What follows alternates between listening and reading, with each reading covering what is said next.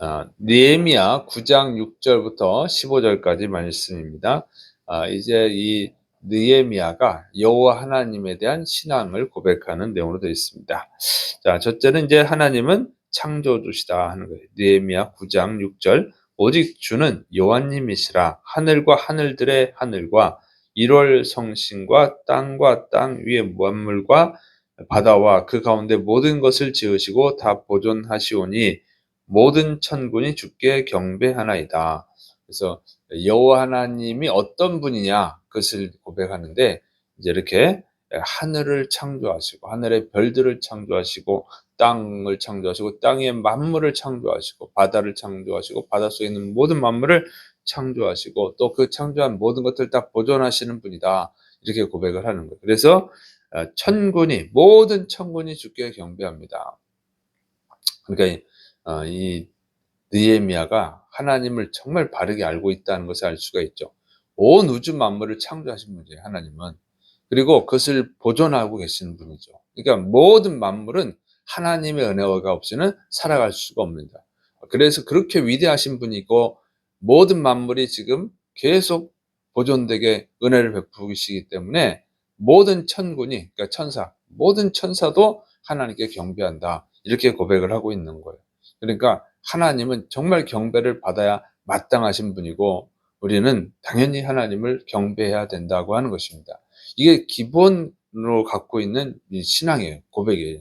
그래서 하나님을 우습게 생각하면 안 돼요. 가볍게 생각하면 안 되는 것입니다. 하나님을 그렇게 정말 온 우주 만물을 창조하신 분으로 우리가 대해야 된다고 하는 거예요.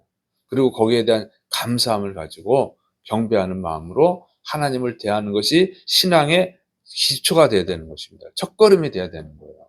그냥 아쉬울 때만 찾고 이러는 게 아니고, 정말 하나님은 우리가 감히 도달할 수 없는 그런 창조주신 거죠. 그리고 전자신 거죠. 전자시고 전능하신 분이죠. 자, 그런 고백입니다.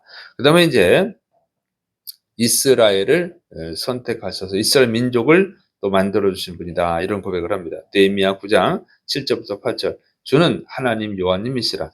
옛적에 아브라함을 택하시고 갈대아 우르에서 인도하여 내시고 아브라함이라는 이름을 주시고 그의 마음이 주 앞에서 충성됨을 보시고 그와 더불어 언약을 세우사 가나안 족속과 헷 족속과 아모리 족속과 브리스 족속과 여부스 족속과 기르가스 족속의 땅을 그의 씨에게 주리라 하시더니 그 말씀대로 이루셨사오매 주는 의로우심이로소이다. 자, 그래서 이렇게 대단하신 분인데 그 하나님이 아브라함을 선택한 거예요. 자기 신의 조상.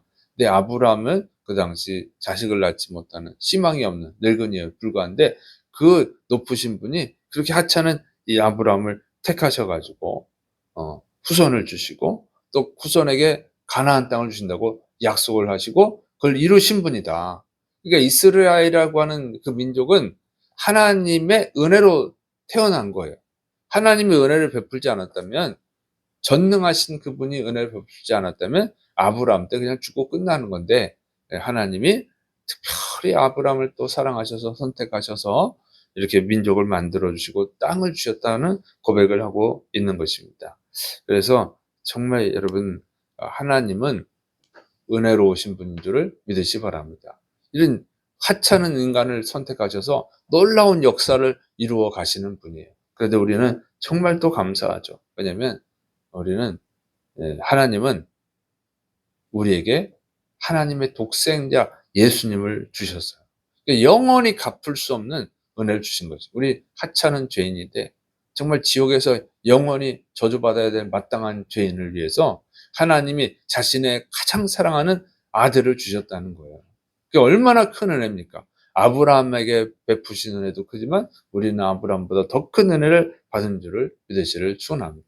그러니까 마땅히 우리는 경배해야 된다는 거예요. 하나님 자체가 경배받으실 뿐인데 그 높으신 분이 우리 하찮은 죄인을 사랑하셔서 예수님을 주시고 구원해 주시고 또 천국에 소망을 주셨으니 얼마나 감사합니까? 영원히 경배해야 된다고 하는 거죠. 자, 이제 세 번째는 이 출애굽, 그러니까 구원의 은혜를 주신 하나님을 고백합니다.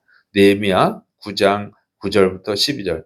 주께서 우리 조상들이 애굽에서 고난받는 것을 감찰하시며 홍해에서 그들의 부르짖음을 들으시고 이적과 기사를 베푸사 바로와 그의 모든 신하와 그의 나라 온 백성을 치셨사오니 이는 그들이 우리의 조상들에게 교만하게 행함을 아셨습니다. 주께서 오늘과 같이 명예를 얻으셨나이다.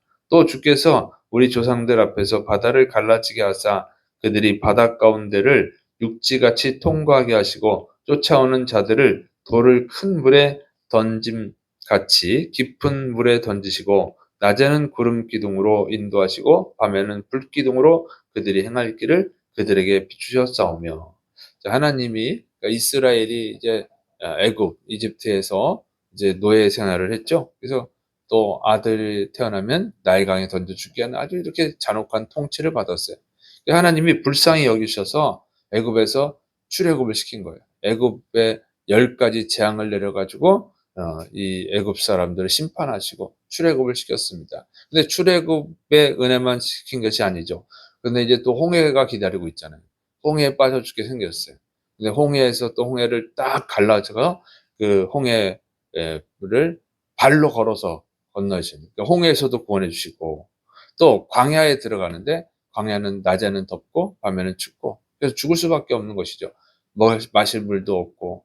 그런데 이 광야에서 낮에는 구름 기둥을 주시고 밤에는 불 기둥을 주셔 가지고 또 구원해 주신 거예요. 이렇게.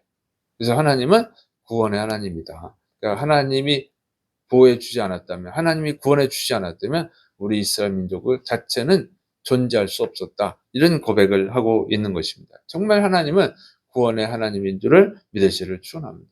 우리가 또 삶 속에서 하나님의 구원의 은혜가 없으면 벌써 죽었을 거예요. 그러니까 우리는 하나님께 경배해야 마땅하다 그 얘기죠. 그 다음에 네 번째로는 영과 육의 양식을 주시는 분이다 하는 것입니다. 느헤미야 10장 13절부터 15절 또 시내 산에 강림하시고 하늘에서부터 그들과 말씀하사 정직한 규례와 진정한 율법과 선한 율례와 계명을 그들에게 주시고 거룩한 안식일을 그들에게 알리시며 주의 종 모세를 통하여 계명과 율례와 율법을 그들에게 명령하시고 그들의 굶주림 때문에 하늘에서 그들에게 양식을 주시며 그들의 목마름 때문에 그들에게 반석에서 물을 내시고 또 주께서 옛적에 손을 들어 맹세하시고 주겠다고 하신 땅을 들어가서 차지하라 말씀하셨사오나. 그래서 이제 하나님은 이제 출애굽을 하고 이제 광야로 건너서 가나안 땅으로 인도하시는데 이 광야에서 40년을 살게 되지 않습니까? 근데 이 광야에서 먼저 시내산 그에서 십계명을 주셨어요. 예, 십계명과 율법을 주셨습니다. 그래서 하나님의 백성이 어떻게 살아야 되는지를 가르쳐 주는 거예요. 하나님의 말씀을 먹고 살아야 되는 거. 그래서 이 영의 양식인 거예요. 이 말씀대로 살아야 되니까. 그래서 예수님께서 사람이 떡으로만 사는 것이 아니라 하나님의 말씀으로 살아야 된다는 말씀이 그 말씀입니다. 그래서 하나님 주신 말씀대로 살아야 돼요. 그 말씀을 먹고 그 말씀에 아멘으로 순종하는 삶을 살아야 됩니다. 이 영의 양식을 시내산에 주신 거죠. 그 다음에 또 이 영의 양식만 필요한 것이 아니라 이 광야에서는 먹을 음식이 필요하고 마실 물이 필요하잖아요. 근데 광야에서 어떻게 농사를 지을 수 있겠어요?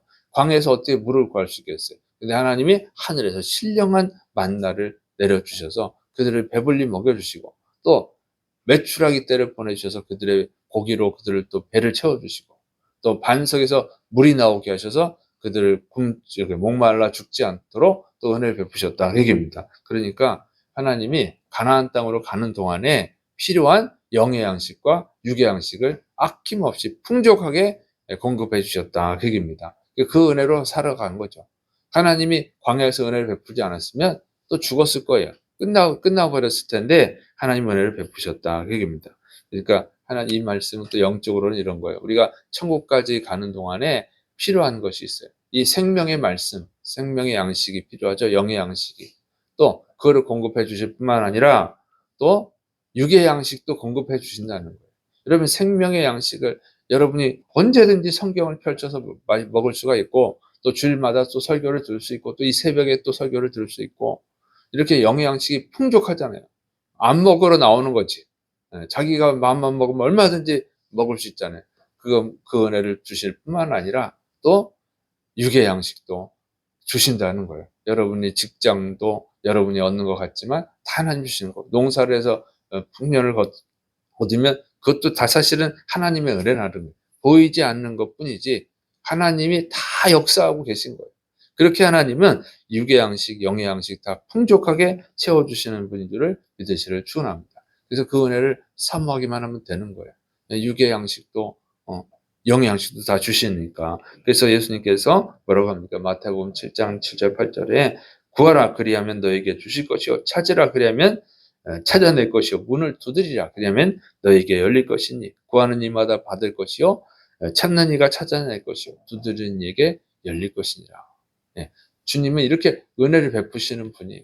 그래서 간절히 찾고 또 은혜를 구하면 하나님 또 주시는 줄을 믿으시를 축원합니다. 근데 자기의 게으름 때문에 그 은혜를 못 받는 거예요.